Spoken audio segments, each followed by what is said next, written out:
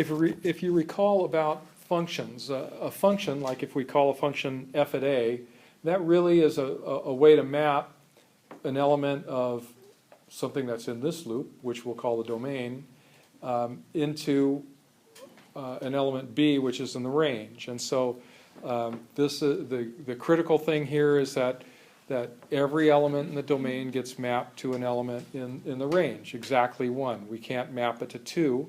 You might have a relation like that, but it won't be a function. So what we're going to talk about is the way to get back.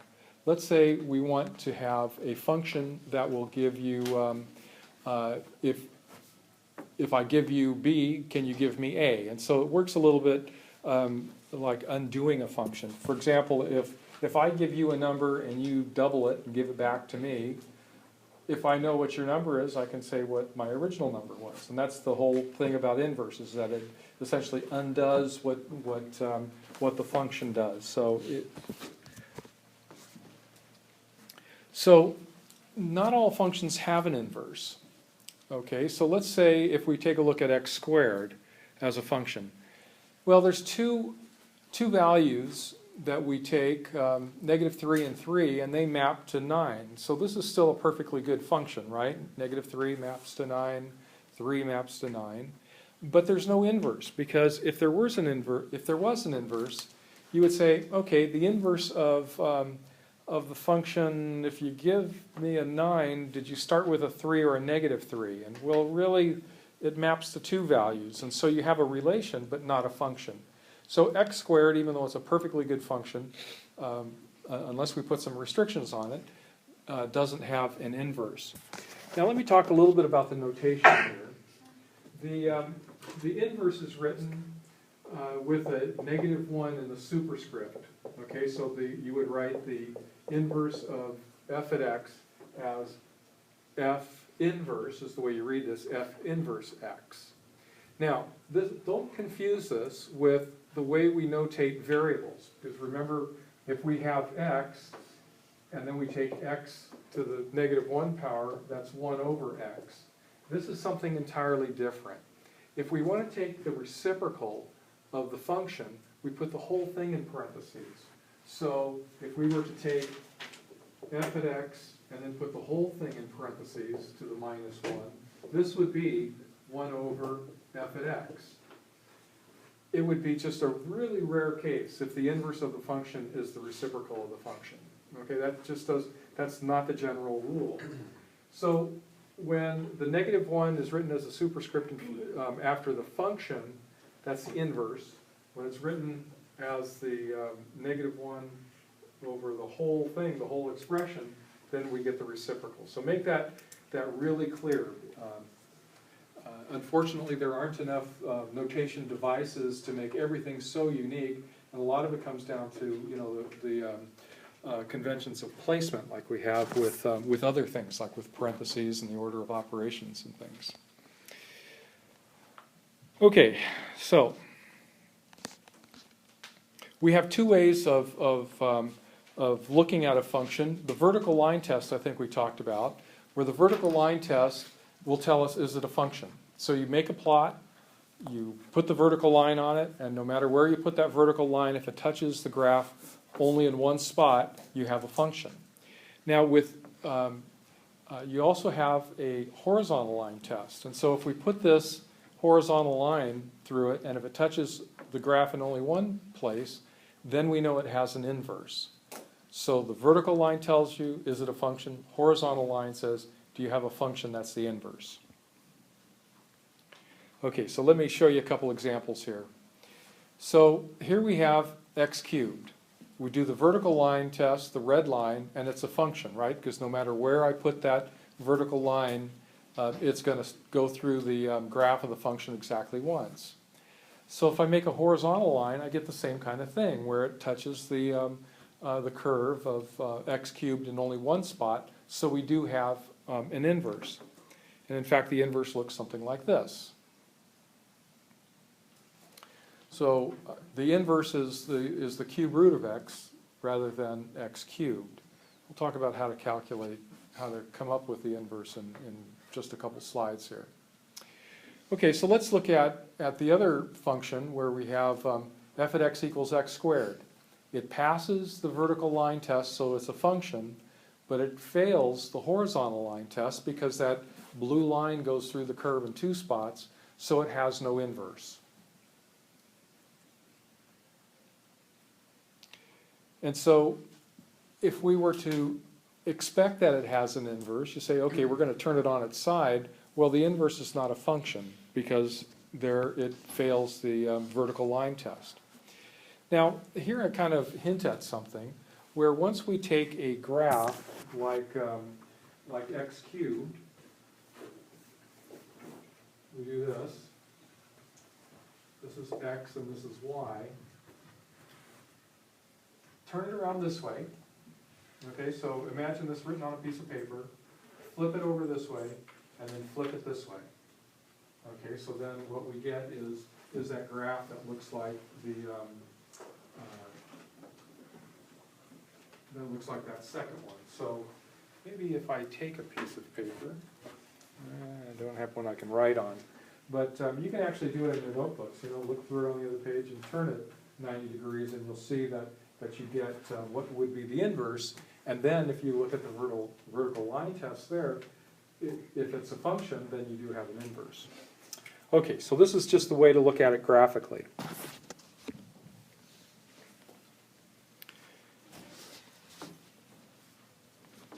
Okay, so a little bit of notation here again, where we're going to think of the inverse as undoing the function. Now, look at that notation. It's a little bit odd, and I don't recall if we talked about this earlier in the year, so I'll redefine this.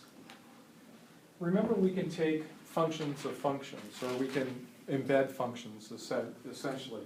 So if we have f at x equals x squared, and g at x equals x plus 1, we can take f at g at x. Remember how we would do this. You would write the outer function with parentheses and drop in whatever's on the inside here, in case this is g at x, so here this would be x plus 1. That's different than if we were to take g at f at x. So we'll take our g, which is this outer function here, then the inner function is what we're going to drop into the parentheses, which is x squared. And you can see these two things are completely different. This is x squared plus 2x plus 1, while this is just simply x squared plus 1. So unless the functions are the same, what order we do this in changes what the actual, what we call composite function is. Now there's an easier way to write this, or an alternate way I should say, it's not necessarily easier. You can write this as, and you read this as f composite g at x, and this one here is g composite f at x. Okay, so this basically says that we're going to put f at x as the argument to g. This is g at x is basically the argument of f, like this. Little circle, not quite an O. Okay, so back to the slide then. What this says is that if we take the composite of a function, we get the original value back. So this is saying, and I'll write this alternately on there, this is the way to write it.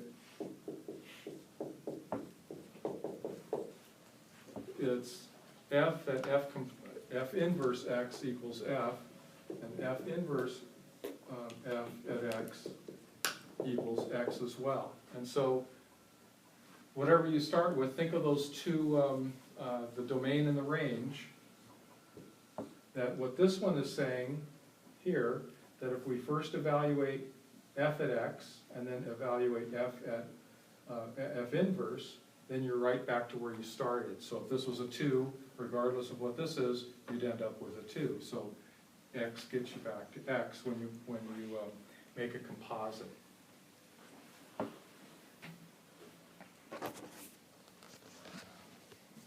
Okay, so I'm going to give you two functions here, and my notation is a little bit wrong. Let me see if I don't correct it. Yeah, okay, I had put a prime up there, but this should be, the superscript is -1 up here. Okay, now I'm not telling you how I got this, but I'm going to suggest that these two functions are inverses of each other. And so if I use the composites that I had before, I'm going to first write this outer function, which is this 1 over x plus 1, and instead of x, I'm writing the parentheses.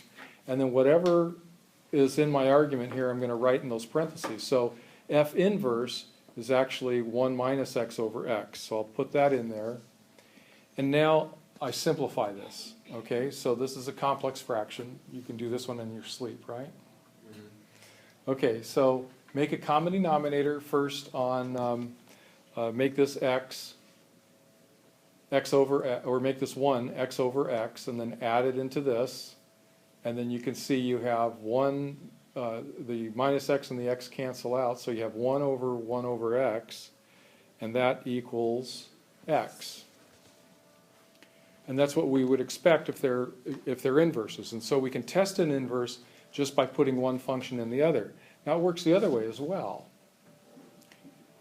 Okay, so the first thing I'm going to write is my, my inverse, and instead of my x's, I'm putting parentheses. And then I'm going to drop my original function. This f at x is equal to 1 over x plus 1. So I'm going to put these in those, within those parentheses. And so the way this is going to work is I'm going to make this x plus 1 over x plus 1 to have a common denominator. And then when those come together, I get x plus 1 minus 1 over x plus 1, and then 1 over x plus 1. And this turns out then to be x when I simplify it. Now if you can't see that simplifying right away, I'll expand that here.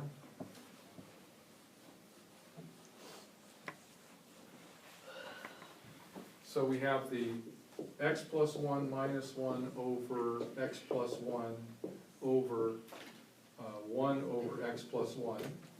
So the first thing to do is simplify this. So this just becomes x over x plus 1 over 1 over x plus 1. And then the way we treat complex fractions is we take the numerator and multiply it by the reciprocal of the denominator. And so these two cancel out and you just get x. Okay, and this is the proof that these two functions are inverses of each other. You just embed one in the other and simplify, and you should end up with just x.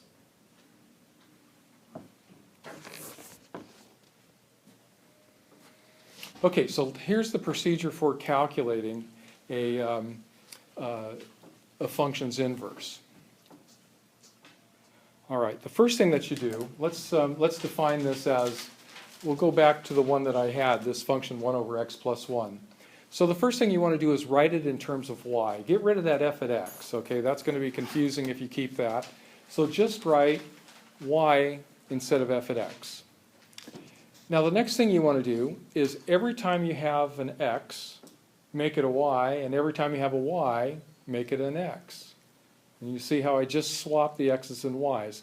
I didn't change any of the expressions. I didn't try and simplify or do anything fancy. I just swapped x and y. Now what you want to do is you want to solve for y. And so the way I'm going to do this, I did it all out at once. I'm going to multiply both sides by y plus 1. I'm going to then divide both sides by x. And then I'm going to subtract 1 from both sides. And I get that. And then I'm going to make a common denominator of x over x here. So I have 1 minus x over x. And if you look back at your notes, you'll see that that indeed was the inverse. And so what you do is you write this as the inverse. So f inverse x is equal to 1 minus x over x.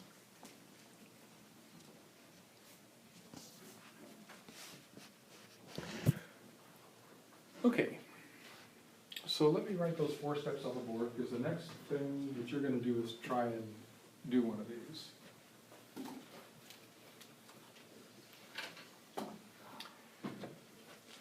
Okay, so number 1 is you write in terms of y. 2 is you swap x and y. 3 is you're going to solve for y.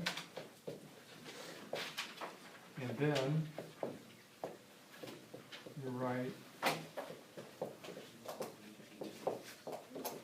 for y. Okay, so we get it just turned around like that. Okay, so here's one for you to try. I want you to find the inverse of this function x minus 2 over x plus 3.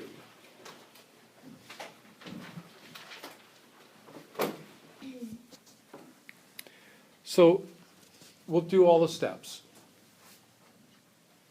All right, so first thing we do is we write the function with a y in it, and then we're going to swap the x's and y's, and now we need to solve for y. Okay, so the thing to do is multiply both sides by y plus 3.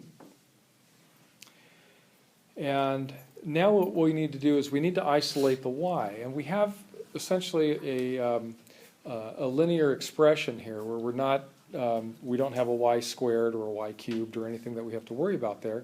So what we can do is we can expand this by multiplying through on the first, or on the left side, we can multiply x. And so now what we have are 4 terms. 2 of them have a y in it, and 2 of them don't. So let's collect all the y's on one side and collect everything else on the other side. And so the way you isolate the y here is that we factor it out. So we can say x minus 1 times y equals minus 3x minus 2. All right. Now that we have that x minus 1 as its own separate term, we can divide both sides. And I did one little sleight of hand here. I had a negative 3x minus 2, and so I'm factoring out a negative 1 and putting that negative sign out front. So I have 3x plus 2 over x minus 1.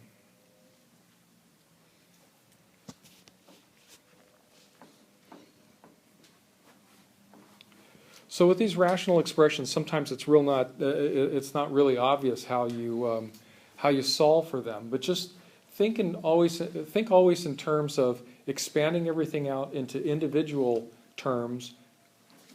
Collect on one side all the things that have all the terms that have what you want to isolate, and then factor that out. And that's you would expect that you're going to get then a rational expression. Ultimately, and we started with a rational expression. Okay, so let's test this, or the very last step, I suppose, is to write out f inverse of x equals negative 3x plus 2 over x minus 1. So the way we check this then is we can put one inside the other. Now this will be a terrible mess. If you didn't like calculating the inverse, you're going to have a lot of work to check this. If we stuck in this expression every time we see x up there, it's going to take you longer to solve that than it will the original problem. So what you can do sometimes is just check a single number or check 2 numbers. It doesn't guarantee that you found the inverse, but if it behaves like the inverse, you can pretty much figure that you didn't make a mistake in finding the inverse. So what I'm saying is that it doesn't guarantee that we found the inverse by using f at 6. So if f at 6 equals 4/9, then we'll put 4/9 into our inverse function, and then we simplify that.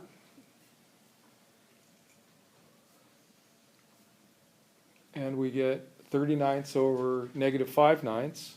And that gives us negative 30 over negative 5, which is 6. And this is what we expect. So we're going to stick a 6 in here, and then whatever we find is that value, we're going to stick it in the inverse, and we should arrive at our original value. Now I did a 6 in there, I don't know why, I just did. Oftentimes you might want to use a really simple number, for instance a 0. Okay, so if we put in 0, say f at 0 is really easy to compute because that's 0 minus 2 over 0 plus 3 is negative 2/3. Now this one is a little bit more complicated, but not too bad. Equals, then we're going to say negative 3 times negative 2/3 plus 2 over negative 2/3 minus 1. Okay, so this turns out really nicely because we got 3 times 3, or 3 over 3 is going to be just, it's going to cancel itself. We have negative 2 times, or negative 2 plus 2, and we have 0 over something that's not 0. Okay, so you don't even have to calculate this. All right, so whatever that is, you know you got 0. So 0 is really nice because you only end up calculating, you know, part of the equation when you have things that will drop out, like if you have 0 over a denominator is always 0. So 0 perhaps is the easiest one to check here, but any number that you put in should work.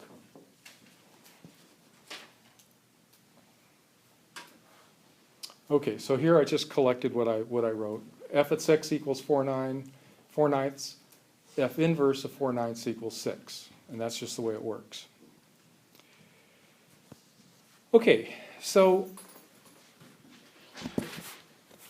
if we go back to this, where we say f at 0 equals negative 2/3, and f inverse of negative 2/3 equals 0, notice that all of these things, all the numbers that we can put into f, are part of the domain. Everything that we get out of it is part of the range. So what that means is that the domain of f is the range of f inverse, and vice versa, where the range of f is going to be the domain of f inverse. Now this actually is a very useful concept.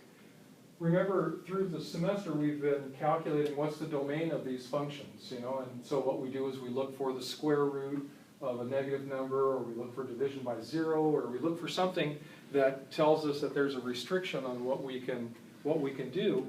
We haven't spent too much time, other than looking graphically, about what the range is. So if it turns out that your function has if the function has an inverse, then the domain of that inverse, which is an easier thing to tell, will tell you what the range of the original function is. Okay, so let's look at this. The domain of this is all numbers except negative 3, right? We can put in any value for x, but when we put in negative 3, we get division by 0.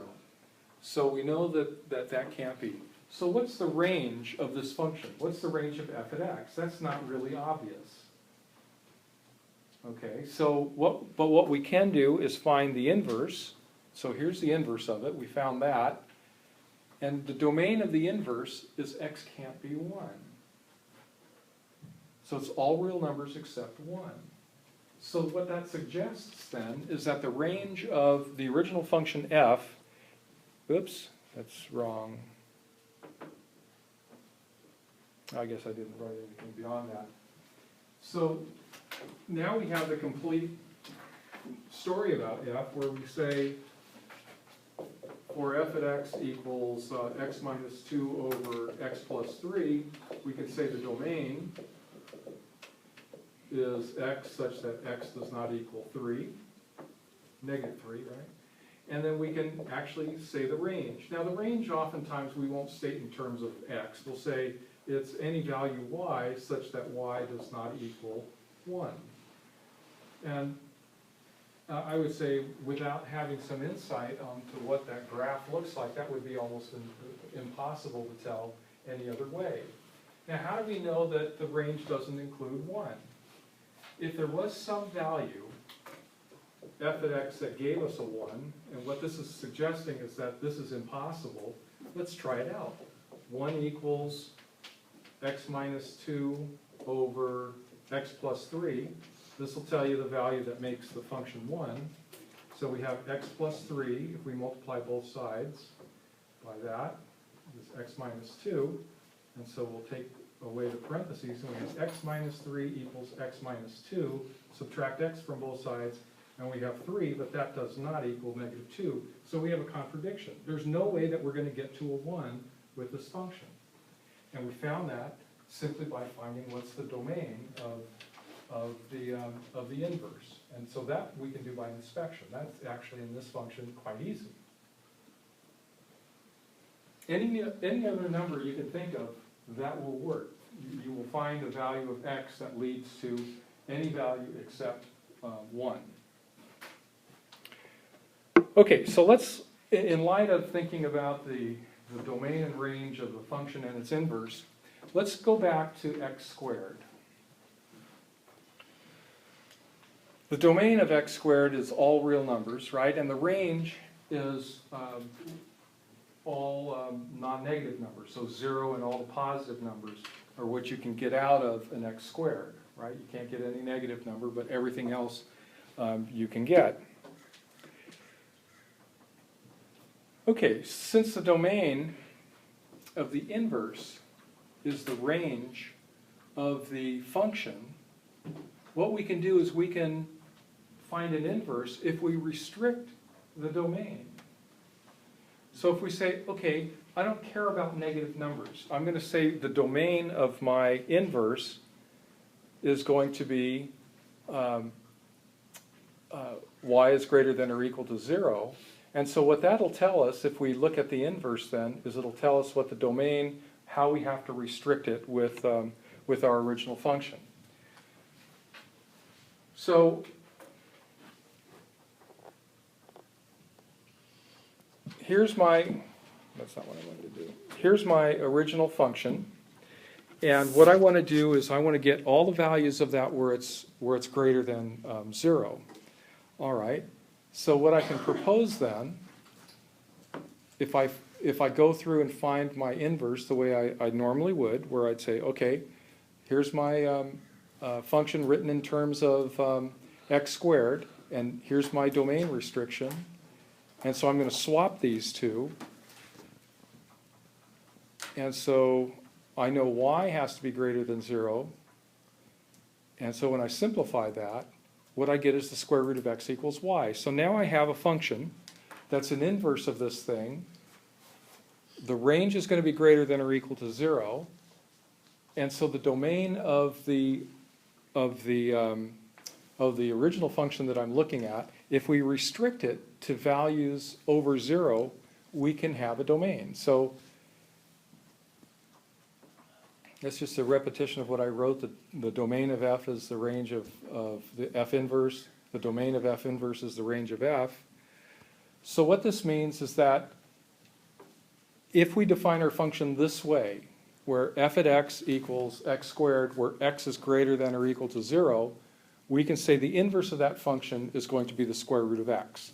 And now we have a mapping one way that works both ways, right? So if we take a 0, we get a 0 out, the f inverse of 0 is the square root of 0, so we get our x back, which was 0.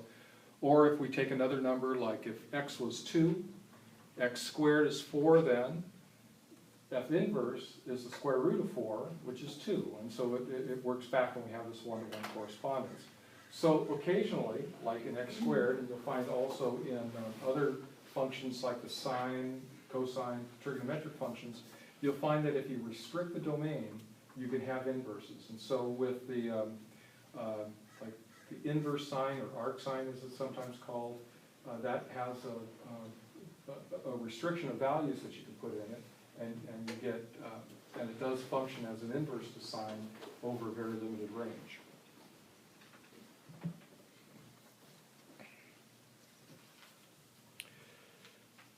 Okay. So here's another one. Try this. Find the inverse of this function. Now we don't have to worry about domain restrictions here because, well, you'll see. But There's nothing that restricts the domain this way.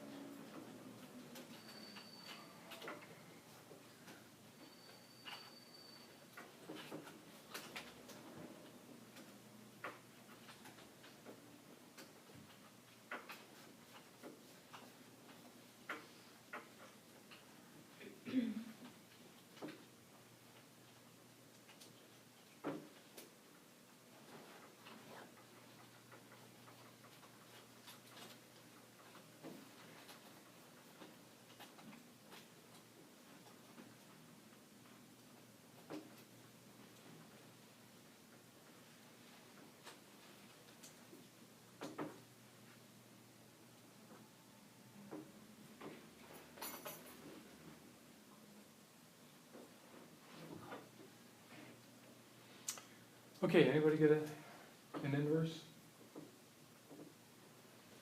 I had the cubed root of x minus 3 and then plus 2. The cube root of x minus 3 plus 2. Okay. Let's see how that works out. Okay, so first write it in terms of y, and then we're going to swap. Oh, I wrote it down wrong. Instead of doing plus 1, I did plus 3. Okay, I did exactly the same thing this morning. You know, I don't know, you were thinking 3 with the exponent, so you're right 3. Okay, and then we're gonna subtract 1 from both sides. Okay, and then that's what you get.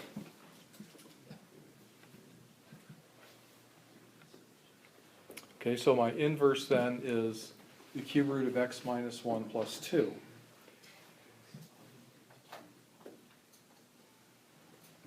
Okay. Before we go on, I'm going to talk about the graphs of these things and how they relate. But you can think about, well, right now we can just kind of make a mental exercise. If we look at g at x as being x cubed, the way f at x moves over is that it moves to the right 2 and up 1. So we already have kind of an understanding of the basic shape of what f at x is. But first let me return to this notion of finding inverses and using the domain and range. So let's say we have this. Okay.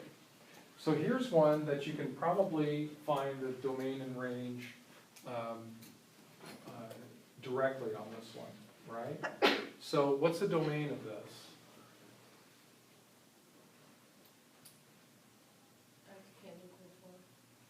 No, x can't equal 4 because then we have the square root of 0, which works.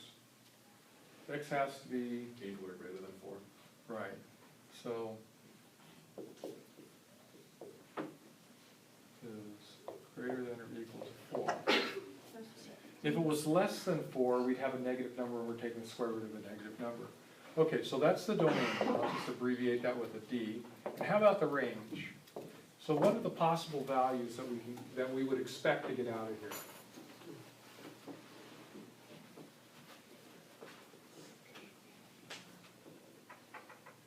Okay, without thinking about the x minus 4 part, you would expect that you could get the square root of 0, right? That's easy, 4 minus 4. But we can't get a negative number, right? But we can go infinitely large on the positive side. Like if this was a billion, we'd have the square root of a billion. You know, so the range of this would be y is greater than or equal to 0. Okay? So find the inverse of that one.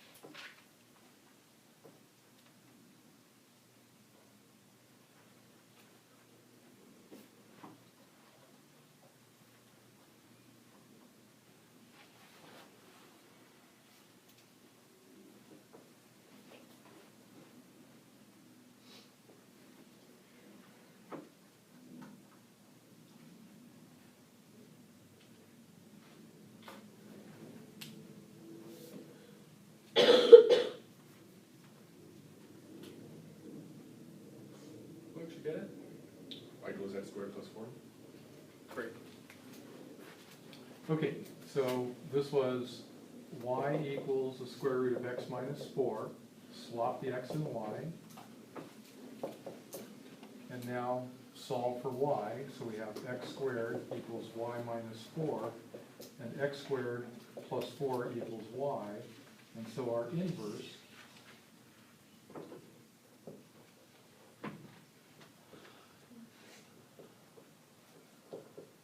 is going to be x squared plus 4.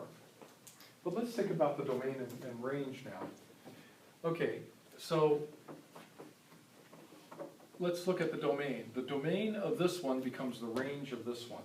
So we'll say the range is y such that y is greater than or equal to 4, right? Because I'm using this one. And that makes sense. The smallest number x can be is 0, right? If I put in any number, positive or negative or 0, I get 0. So the smallest this can be is 4, and that's what my range is saying, that this thing is at least 4 or more.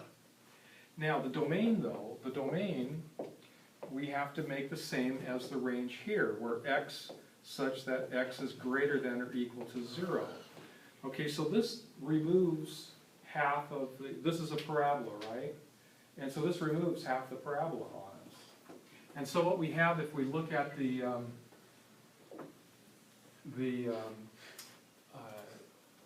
function itself, 2, 3, 4, that square root of x minus 4 is going to look like this. So let's say we're off up to, let's say 20, so 20 minus 4 is 16, and then we'll get 4 here. So it starts to taper off. Now let's look at the other one, this x squared plus 4. It's going to look like x squared, a parabola, although it's going to be moved up by 4. 1, 2, 3, 4.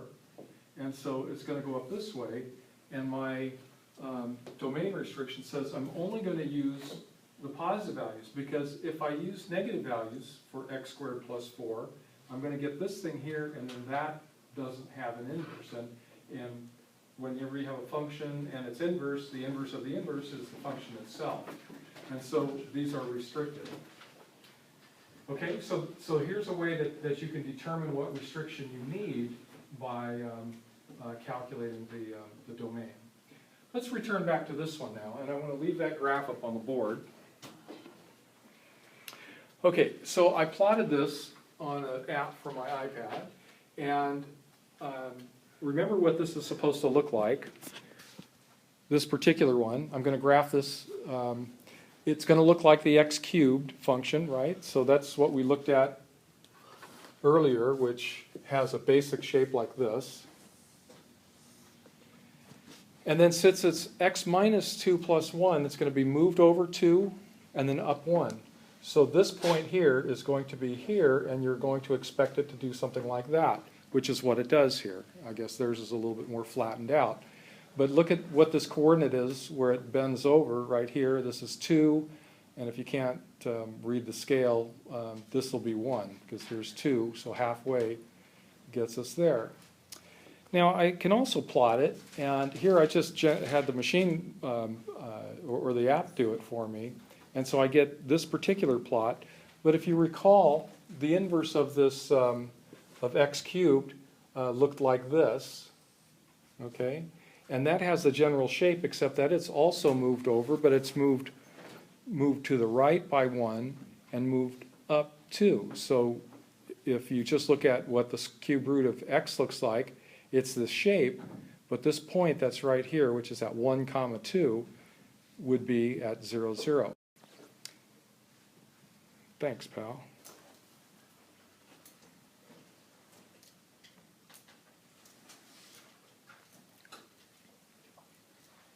So I want you to find the domain and range of this function, just to close it off.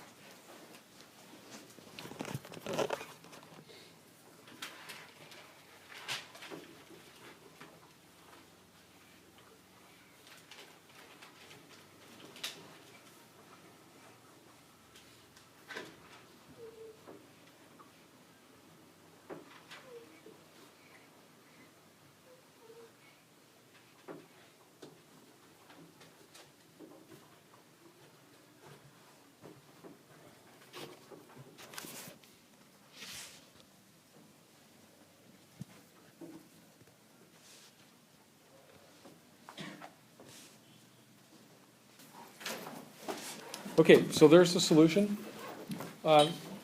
Come here for the placement exam. Really don't bring anything else besides a pencil and an eraser, bottle of water if you want. And then